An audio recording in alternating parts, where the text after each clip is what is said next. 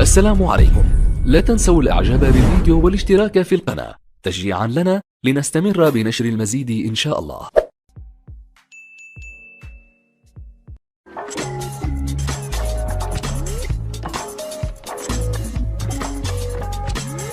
السلام عليكم ورحمة الله وبركاته.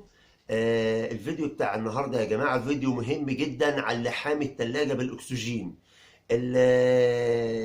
أهم حاجة في اللحام إن أنت اللحام أولا بتواجهك مشكلتين، إن هو ممكن يسد منك، وده أنت بتشوفه بنفسك وأنت شغال في التلاجة.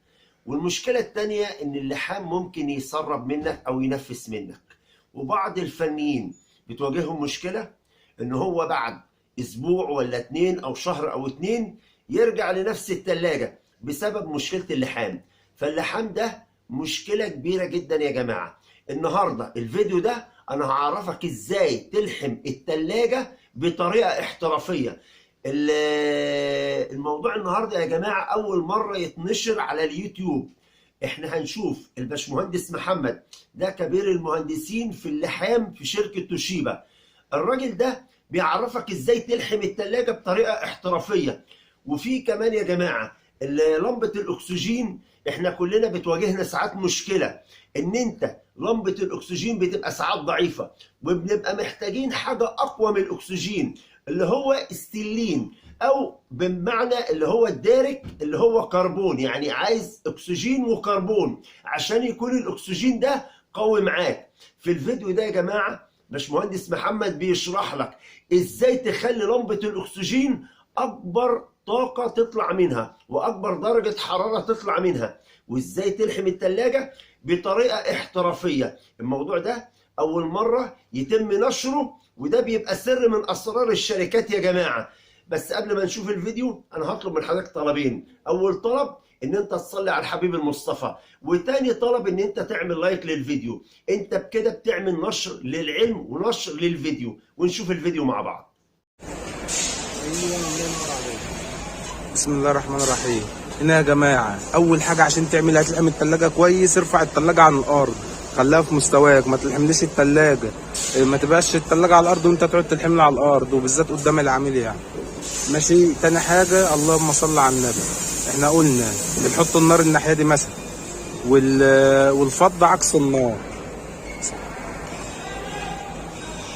الفضه هتبقى عكس النار، وبنلحم باول عود الفضه، وبنمسك عود الفضه من هنا، ما تمسكليش عود الفضه من ورا وما تعرفش تتحكم فيه، هتخليه قريب كده وتلحم. النار بتسخن من هنا وبتحط الفضه من ورا. تمام. ده حاجه. تاني حاجه عشان التلاجة ما تسدش منك، انت بتيجي تركب وصلتك اهي، بترفع الوصله لفوق شويه وتنزلها بالراحه. تمام. الوصله كده بقت جامده عشان لما تيجي تلحم ما تقعش منك وتسد منك، لا هي كده بقت تمام كده، عمرها ما هتقع ولا هتسيبها هي ولا اي حاجه.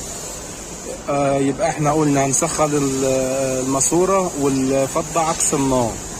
تمام. هنا في الحامل الحديد في نحاس، بتحط البودره بتاعتك الاول وتحط النار من الناحيه دي وعود النحاس من الناحيه دي، بتتلحم بالحاس. تمام. اهو عود النحاس اهوت، عود النحاس اهو، ده اوله نحاس وهنا البودره عليه جاهزه. بتحط البودره وبعد كده بالنحاس بتحط النار من اليمه دي بعد ما تسخن على النحاس، وتحط النحاس بتاعك من قدام من هنا مع النار، وتبتدي ترجع بيه برضو، بتلحم باول سن عود النحاس ده كده. تمام. ممكن بقى يعني تروح وتيجي بيه. تمام. بس بعد ما تلحمه من قدام. اللهم صل على النبي. ايه تاني؟ تمام. بتيجي برضو تلحم من تحت، بتحط النار من اليمه دي من قدام من هنا، ثانيه واحده، بنحط النار من الناحيه دي هنا كده، والفضه عكس النار اهي. طب في طريقه تانيه، ممكن انت اهم حاجه باول عود الفضه تحطه في نص الماسوره من ورا، ما تنزلهوليش كده، لا باول العود الفضه وتحطه ورا الماسوره بعد ما تسخن، الفضه هتلف معاك لقدام. طيب الناس اللي لسه مبتدئين شويه وبيخافوا، ماشي يا عم، اهم حاجه تحطه بس في الاول من ورا عشان كده تطمن ان هي اتلحمت من ورا وتريح دماغك. في ناس ثانيه ممكن تلحم كده يعني باول عود الفضه من اليمادي، وتروح وتيجي كده بالراحه خالص. تبقى رايح جاي رايح كده هتلحم معاك كويس. تمام. طيب انت دلوقتي وانت بتلحم الحديد في نحاس، طبعا عود النحاس انت بتشتريه من بره اتخن من العود الفضه ده، فهتجيب شاكوش وتدق عليه تنيم لي ده خالص، تخليه رفيع زي عود الفضه اللي انت بتشتريه من بره، تحطه في البودره. في بودره عم علي بيلحم بيها، وانا هنزل لكم فيديو ازاي تشحن التلاجة في ربع ساعه وازاي تكتشف التسريب بس بطريقه سريعه شويه. برضو انا مصور البودره دي. يبقى انت هتشتري عود النحاس بتاعك، تطبقه من هنا كده، تتنك تدق عليه لما تطبقه خالص، تحط بودرتك وتلحم بقى زي ما قلت. النار من هنا والنحاس برضو من هنا. يبقى ده بس اللي بيتلحم من قدام والنار قدام، وبنسخن على النحاس اكتر. انما هنا او اي ماسوره نحاس الفضه عكس النار عشان تبقى اسرع، عشان بس تبقى اسرع معاك، وعشان الفضه ما تسيلش منك، وعشان تلحم بسرعه وكده. تمام.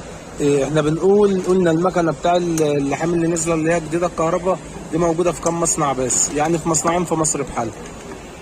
المكنه دي مش سريعه، وهي معموله ان هي تلحم المبخر بس عشان يعني يوفروا عماله، وعشان ما تلسعش البتاع من جوه، لان المبخر بيتلحم بره بالمواسير وبعد كده بيركب وبعد كده التلاجه بتتحرق. في مصانع عملت ان المبخر يركب ويوفروا عماله بتتلحم على طول وهي راكبه مكانها. دي بالنسبه للمكنه الكهرباء، بس اللحام ده اسرع منها بكتير. احنا بنقول هنلحم التلاجة هنا في 15 ثانيه، وفعلا هنلحم الوصلات للنحاس دي كلها في 15 ثانيه. ما بتكلمش في دقيقه ولا 2 و 3، لا في 15 ثانيه. وهنا دي بتتلحم في 5 ثواني بس، الماسوره النحاس في حديد. طيب نجرب عملي بقى. وقف ثانيه اعلي النار.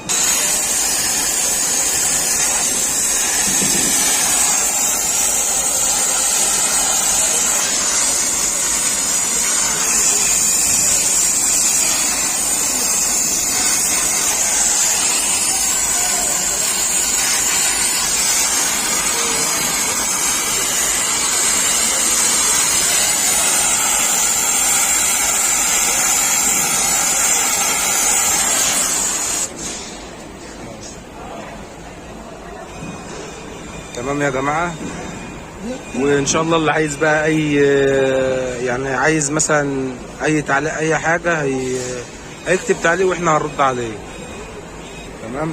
قلنا واحنا بنركب الوصله وانت بتلحم يعني ايه ما تضربليش النار هنا تحرق لي دي، ارفع النار كده لفوق عشان تبعد عن دي ودي، عشان ما تقعدش تحط صاجه وتقرف نفسك. اهو النار اهي، ودي اهو اول عود الفضه من ورا اهو. اهو خش صور شايفين البتاع مرسومه زي الهرم، اللحام ما سايلش، الدنيا تمام. قلنا ممكن طريقه تانية اللي هو تروح وتيجي زي كده مثلا عشان ما تحرقش الموتور. اهو اقلب لنضيتك دي اهدى نار اهي. اهي النار قصاد الفضه عكس اهو. اهو تمام. اهو الفضه بتلف اهيت لوحدها. ممكن بقى تروح وتيجي كده زي كده مثلا. تمام. هنا في اللحام الكابيلاري برضو قصاد بعض اهو اهوت، وبنحط النار عكس، بنحط الفضه عكس النار اهو. صور اللحام كده اهو، ومن غير ما يسيل ومن غير، واحسن من المكنه اللي هي الكهرباء دي لانها غاليه طبعا ومش موجوده اساسا الا في كام مصنع. وفي حاجه كمان مهمه عشان سدد اللحام. اما نيجي يا جماعه نركب وصله لازم نعمل لها سوست، يعني هي الماسوره تركب هنا لا لازم تطلعها لفوق سنه وترجع ترجعها تاني بالراحه وتركبها كده، الماسوره هتبقى راكبه معاك حلوه مش هتقع. فاللحام هيبقى على وش النار هنا، مفيش حاجه هتسيل منك وتسيب. دي حاجه. تاني حاجه يا ريت يا جماعه تحطوا الثلاجه قدامكم على مكان عالي زي كنبه او ترابيزه او حاجه عاليه، وتقعدوا قصادها وانتوا بتلحموا وانتوا بتشتغلوا. في حاجه كمان، وانتوا بتلحموا باللمبه بتلحموا في اول النار، يعني اللمبه بيبقى طالع منها اشعاع ازرق كده وبعد كده النار، هو مش باين في الكاميرا قوي. بتلحموا باول الشعاع اللي هو الازرق ده اللي هو عامل زي الليزر في النار، ده اللي بتلحموا به وصلات النحاس. انما النار اللي بتبقى طالعه من بعده دي بتلحموا بها الوصلات الحديد. واللهم صل على النبي. فواحد هيقول لي طب انا دلوقتي النار عندي البوكت اللي راكب في اللنده النار طالعه منه، اللي هي مثلا الحته الليزر اللي هي النار اللي بتبقى طالعه من اللنده اللي احنا المفروض بنلحم من بعدها اللي هي الزرقاء ديت. وبعد كده النار بيقول لي بتبقى مثلا طالعه صغننه وليكن نص سم. طب انا دلوقتي عايز اخلي النار حاميه وعاليه وكبيره، ايه اللي هيحصل؟ هتشيل البوكت من اللنده وتحط تحت ورده وتركبه تاني اللي هو ده كده اهو، هتفكه وتركب ورده تحته، هتلاقي النار بقت حاميه معاك وشغاله معاك تمام التمام والف الآن.